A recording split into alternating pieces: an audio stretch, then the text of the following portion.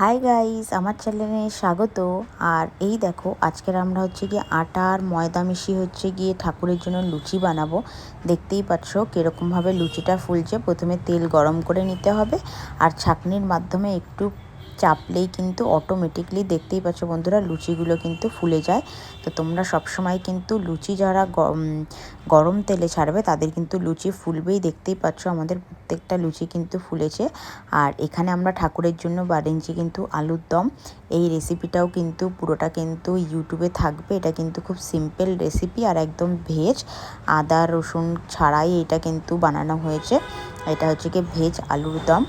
আর দেখো বন্ধুরা, আমার মা হচ্ছে গিয়ে কত সুন্দর করে বেলছে। একদম হালকা তেল মাখিয়ে নেবে, মাখিয়েই কিন্তু এরকমভাবে কিন্তু তোমরা কিন্তু লুচি যাদের ফোলে না, একটু কিন্তু মেখে কিন্তু অনেকক্ষণ রাখবে বন্ধুরা। তোমরা নাই করে ধরে নাও তোমরা 5-7 মিনিট কি 10 মিনিট মতন মেখে রেখে দেবে। তারপরে তোমরা গোল গোল করে লেচি কেটে যদি লুচি করো তাহলে কিন্তু প্রত্যেকটা লুচি কিন্তু ফুলবে। দেখতেই পাচ্ছ। আর আটা ময়দা মিক্সড করে করলে কিন্তু খুব ভালোও হয়, খেতেও খুব ভালো হয়। ময়দাটা শক্ত হয়ে যায় কিন্তু আটারটা কিন্তু নরমই থাকে বন্ধুরা। দেখতেই পাচ্ছ কীরকম আমরা লুচিগুলো কিন্তু তৈরি করে নিচ্ছি। লুচি তো এমনিতে তোমরা সবাই বানাও, লুচি বানানো খুবই সিম্পল।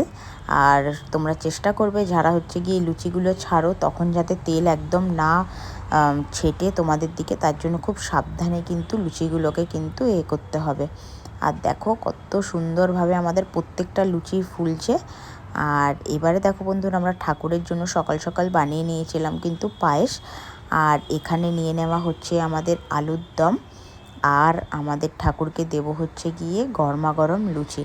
দেখতেই পাচ্ছ কত সুন্দর করে একদম পায়েসের রেসিপিও থাকবে। দেখতেই পাচ্ছ পায়েসে কত সুন্দর ক্ষীরের একদম পায়েস, খুবই সুন্দর, খুবই ইয়ামি হয়েছে। আর চলো এইটা আমরা এখন ভগবানকে দিয়ে আসি, ঠাকুর খেয়ে নেবে। তারপর হচ্ছে গিয়ে এইটাই আমাদের বাড়ির প্রসাদ হিসেবে আমরা কিন্তু খাবো।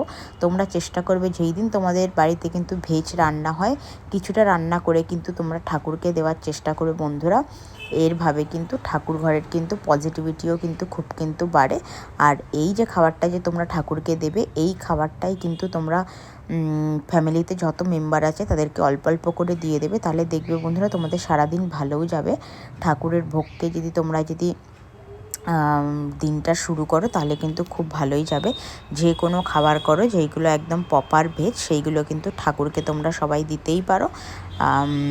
আর দেখতেই পাচ্ছ আজকের হচ্ছে গিয়ে কি সুন্দর করে হচ্ছে গিয়ে পুজো দেওয়া হয়েছে। আমাদের ঠাকুর ঘরেই লাইটিংটাও লাগানো আছে, মা খুব যত্ন করে রাখে একদম।